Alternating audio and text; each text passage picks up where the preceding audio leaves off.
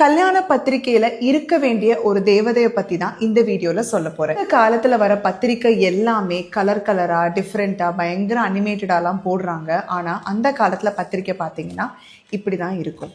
இந்த பத்திரிக்கையில நான் ஒரு தேவதையை காமிக்கிறேன். இந்த 2 பேர் சைட்ல மாலையை தூக்கிட்டு பறந்துட்டு இருப்பாங்க. இந்த தேவதைகளுக்கு பேர் தான் கசகசாமிருதா தேவதைகள் அப்படின்னு அர்த்தம். கசம் அப்படின்னா கணவன் மனைவிக்குள்ள இருக்கக்கூடிய கருத்து வேறுபாடுகளை குறிக்கக்கூடிய ஒரு சொல். அப்ப கசகசாமிருதா அப்படிங்கிறது அப்படின்னு ஒரு லோகம் இருக்கு. அங்கிருந்து நம்மளுக்கு கணவன் மனைவிக்குள்ள கருத்து வேறுபாடு வரக்கூடாது அப்படின்னு ஆசிர்வாதம் பண்ணக்கூடிய தேவதைகள் தான் இந்த கசகசாமிருதா தேவதைகள்.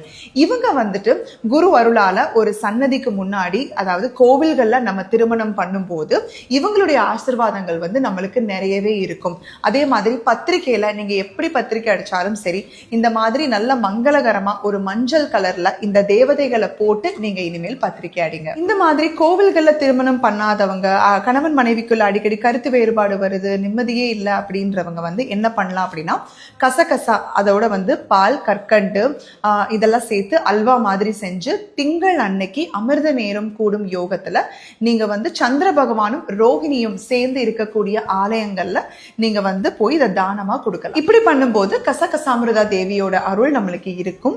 ஸோ அந்த கசகசம் அப்படிங்கிறது நம்மளுக்கு அந்த கணவன் மனைவிக்குள்ள வேறுபாடு இருக்காது. இது எங்களுடைய வாத்தியார் ஸ்ரீ வெங்கட்ராம சுவாமிகள் அருளியது. எதுவும் என்னுடையதல்ல, அனைத்தும் உன்னுடையதே. அருளாலா அருணாச்சலா. நன்றி. ஓம்.